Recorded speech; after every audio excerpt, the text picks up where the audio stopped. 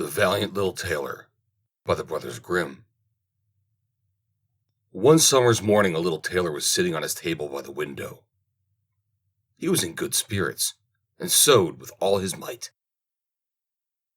Then came a peasant woman down the street, crying, "Good jams, cheap! Good jams, cheap!"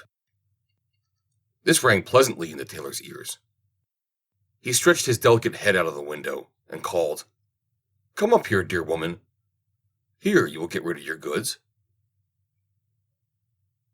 The woman came up the 3 steps to the tailor with her heavy basket, and he made her unpack the whole of the pots for him. He inspected all of them, lifted them up, put his nose to them, and at length said, "The jam seems to me to be good, so weigh me out 4 ounces, dear woman, and if it is a quarter of a pound, that is of no consequence." The woman, who had hoped to find a good sale, gave him what he desired, but went away quite angry and grumbling. "Now, God bless the jam to my use," cried the little tailor, "and give me health and strength." So he brought the bread out of the cupboard, cut himself a piece right across the loaf, and spread the jam over it. "This won't taste bitter," said he, "but I'll just finish the jacket before I take a bite."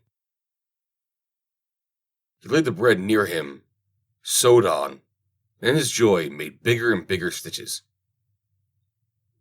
In the meantime, the smell of the sweet jam ascended so to the wall, where the flies were sitting in great numbers, that they were attracted and descended on it in hosts.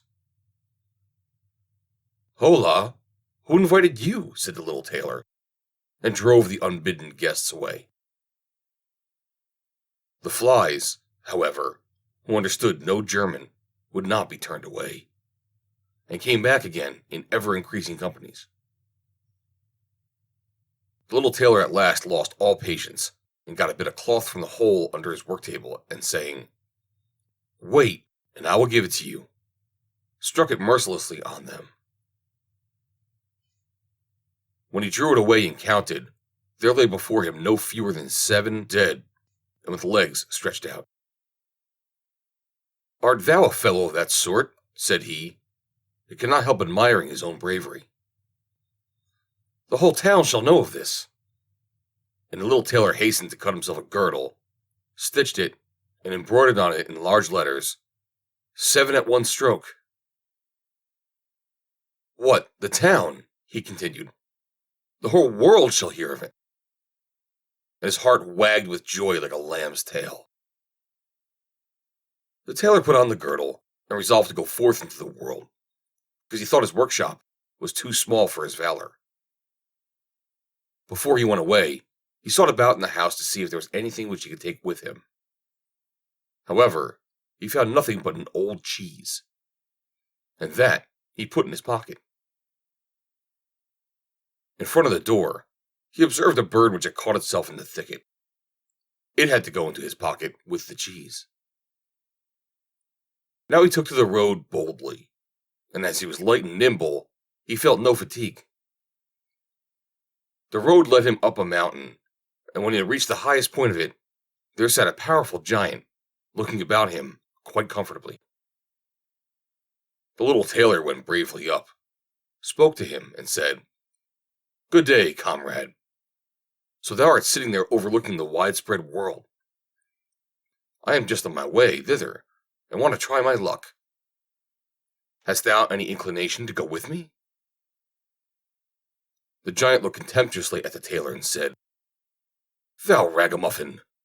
Thou miserable creature!" "Oh, indeed," answered the little tailor, and unbuttoned his coat, and showed the giant the girdle. "There mayest thou read what kind of man I am." The giant read, "7 at one stroke," and thought that they had been men whom the tailor had killed, and began to feel a little respect for the tiny fellow. Nevertheless, he wished to try him first, and took a stone in his hand and squeezed it together so that the water dropped out of it. "Do that likewise," said the giant, if thou hast strength." "Is that all?" said the tailor. "That is child's play with us," and put his hand into his pocket, brought out the soft cheese, and pressed it till the liquid ran out of it. "Faith," said he, "that was a little better, wasn't it?" The giant did not know what to say, and could not believe it of the little man. Then the giant picked up a stone and threw it so high that the eye could scarcely follow it. "Now, little mite of a man, do that likewise." "Well thrown," said the tailor, "but after all, the stone came back down to earth again." "I will throw you one which shall never come back at all." And he put his hand into his pocket, took out the bird, and threw it into the air. The bird, delighted with its liberty, rose, flew away, and did not come back. "How does that shot please you, comrade?" asked the tailor. "Thou canst certainly throw," said the giant. "But now we will see if thou art able to carry anything properly." He took the little tailor to a mighty oak tree, which lay there felled on the ground, and said, "If thou art strong enough, help me to carry the tree out of the forest." "Readily," answered the little man. "Take thou the trunk on thy shoulders, and I will rise up the branches and twigs. After all, they are heaviest." The giant took the trunk on his shoulder, but the tailor seated himself on a branch, and the giant, who could not look around, had to carry away the whole tree, and the little tailor into the bargain. He behind was quite merry and happy, and whistled the song, "Three tailors rode forth from the gate," as if carrying the tree were child's play. The giant, after he had dragged the heavy burden part of the way, could go no further, and cried, "Hark you, I shall have to let the tree fall." The tailor sprang nimbly down, seized the tree with both arms as if he had been carrying it, and said to the giant, "Thou art such a great fellow, and yet canst not even carry a tree?" They went on together. As they passed the cherry tree, the giant laid hold of the top of the tree where the ripest fruit was hanging, bent it down, gave it into the tailor's hand, and bade him eat. But the little tailor was much too weak to hold the tree.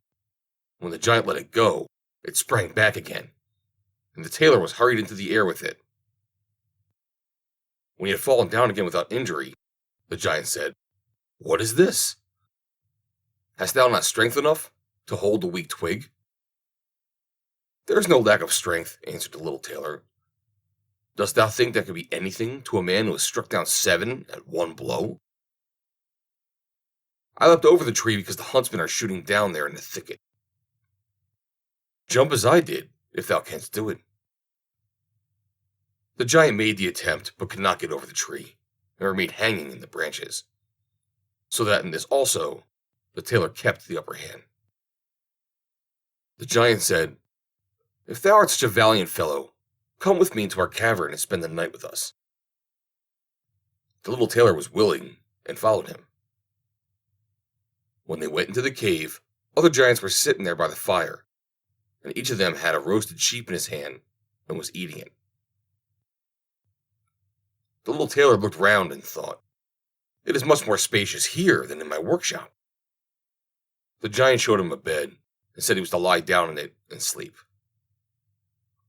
The bed, however, was too big for the little tailor. He did not lie down in it, but crept into a corner. When it was midnight, and the giant thought that the little tailor was lying in a sound sleep, he got up, took a great iron bar, cut through the bed with one blow, and thought he had given the grasshopper his finishing stroke. With the earliest dawn, the giants went into the forest, and had quite forgotten the little tailor, when all at once he walked up to them quite merrily and boldly. The giants were terrified. They were afraid that he would strike them all dead, and ran away in a great hurry. The little tailor went onwards, always following his own pointed nose. After he had walked for a long time, he came to the courtyard of a royal palace. and as he felt weary, he lay down on the grass and fell asleep. Whilst he lay there, the people came and inspected him on all sides, and read on his girdle, 7 at one stroke. "Ah," said they, "what does the great warrior here in the midst of peace? He must be a mighty lord." They went and announced him to the king, and gave as their opinion that if war should break out, this would be a weighty and useful man who ought of no account to be allowed to depart. The counsel pleased the king, and he sent one of the courtiers to the little tailor to offer him military service when he woke. The ambassador remained standing by the sleeper, waiting until he stretched his limbs and opened his eyes, and then conveyed to him this proposal. "For this very reason have I come here," the tailor replied. "I am ready to enter the king's service." He was therefore honorably received, and a special dwelling was assigned to him. The soldiers, however, were set against the little tailor, and wished him 1,000 miles away. "What is to be the end of this?" they said amongst themselves. "If we quarrel with him, and he strikes about him, 7 of us will fall at every blow. Not one of us can stand against him." They came therefore to a decision, betook themselves in a body to the king, and begged for their dismissal. "We are not prepared," said they, "to stay with a man who kills 7 at one stroke." The king was sorry that for the sake of one, he should lose all his faithful servants, wished that he had never set eyes on the tailor, and would willingly have been rid of him again. But he did not venture to give him his dismissal, for he dreaded lest he should strike him and all his people dead, and place himself on the royal throne. He thought about it for a long time, and at last found good counsel. He sent to the little tailor, and caused him to be informed that as he was such a great warrior, he had one request to make to him. In a forest of this country lived 2 giants who caused great mischief with their robbing, murdering, ravaging, and burning, and no one could approach them without putting himself in danger of death. If the tailor conquered and killed these 2 giants, he would give him his only daughter to wife, and half of his kingdom as a dowry. Likewise, 100 horsemen should go with him to assist him. "That would indeed be a fine thing for a man like me," thought the little tailor. "One is not offered a beautiful princess and half a kingdom every day of one's life." "Oh yes," he replied, "I will soon subdue the giants. I do not require the help of 100 horsemen to do it. He who can hit 7 with one blow has no need to be afraid of 2. The little tailor went forth, and the 100 horsemen followed him. When he came to the outskirts of the forest, he said to his followers, "Just stay waiting here. I alone will soon finish off the giants." Then he bounded into the forest and looked about right and left. After a while, he perceived both giants. They lay sleeping under a tree and snored so that the branches waved up and down. The little tailor, not idle, gathered 2 pocketfuls of stones, and with these climbed up the tree. When he was halfway up, he slipped down by a branch until he sat just above the sleepers, and let one stone after another fall on the breast of one of the giants. For a long time the giant felt nothing, but at last he awoke, pushed his comrade, and said, "Why art thou knocking me?" "Thou must be dreaming," said the other. "I am not knocking thee." They laid themselves down to sleep again, and then the tailor threw a stone down on the second. "What is the meaning of this?" cried the other. "Why art thou pelting me?" "I am not pelting thee," answered the first, growling. They disputed about it for a time, but as they were weary, they let the matter rest, and their eyes closed once more. The little tailor began his game again, picking up the biggest stone, and threw it with all his might on the breast of the first. "That is too bad," cried he, and sprang up like a madman, and pushed his companions against the tree until it shook.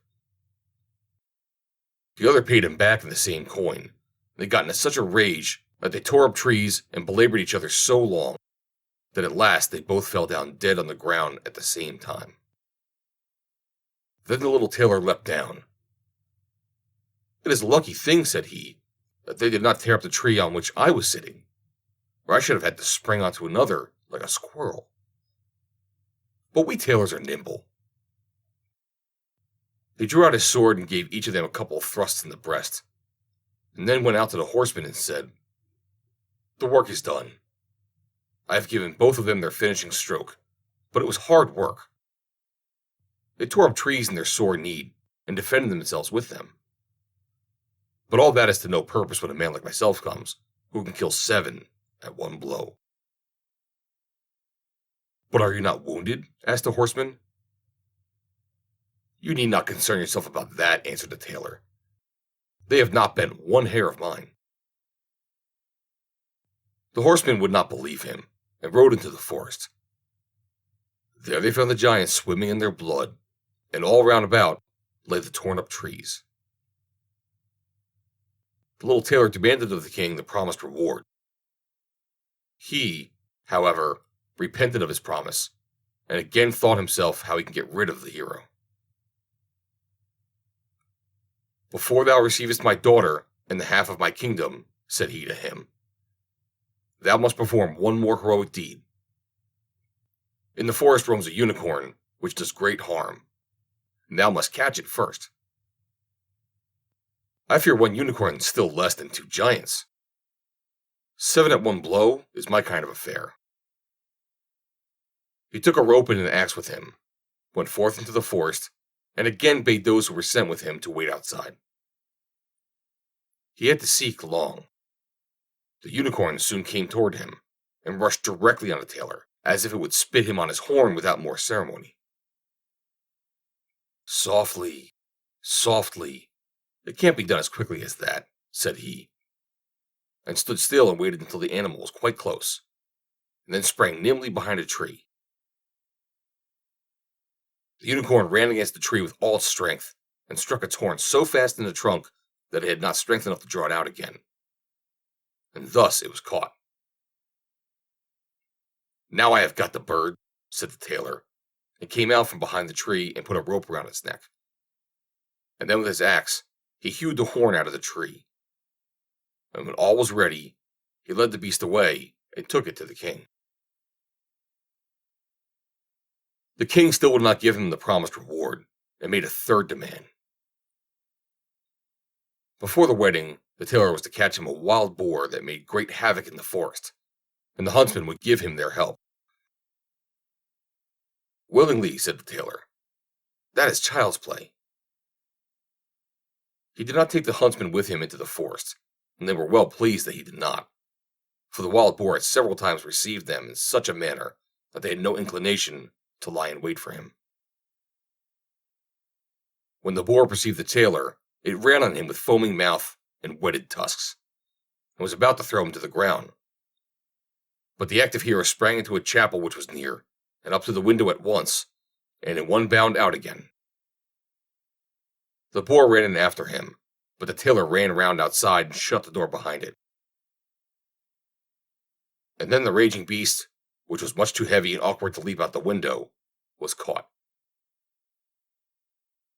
The little tailor called the huntsmen thither, that they might see the prisoner with their own eyes.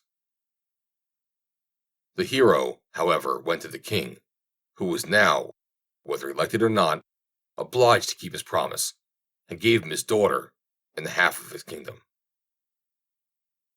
Had he known that it was no warlike hero, but a little tailor who was standing before him, it would have gone to his heart still more than it did.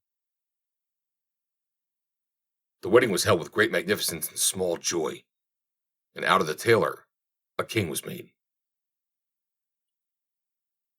After some time the young queen heard her husband say in his dreams at night, "Boy, make me the doublet, and patch the pantaloons, or else I will wrap the yard measure over thine ears." Then she discovered in what state of life the young lord had been born, and next morning complained of her wrongs to her father, and begged him to help her get rid of her husband, who was nothing else but a tailor. The king comforted her and said, "Leave thy bedroom door open this night, and my servants shall stand outside. And when he has fallen asleep, shall go in, bind him, and take him aboard a ship which shall carry him into the wide world." The woman was satisfied with this, but the king's armor-bearer, who had heard all, was friendly with the young lord, and informed him of the whole plot. "I'll put a screw into that business," said the little tailor. At night, he went to bed with his wife at the usual time. When she thought they had fallen asleep, she got up, opened the door, and then laid down again. The little tailor, who was only pretending to be asleep, began to cry out in a clear voice, "Boy, make me the doublet and patch me the pantaloons, or I will wrap the yard measure over thine ears. I smote 7 at one blow. I killed 2 giants. I brought away 1 unicorn and caught a wild boar. And am I to fear those who are standing outside the room?" When these men heard the tailor speaking thus, they were overcome by a great dread, and ran as if the wild huntsmen were behind them. And none of them would venture anything further against him. So the little tailor was a king and remained one, to the end of his life. The end. Read by Joe Denoya, Somerset, New Jersey, April 16, 2020.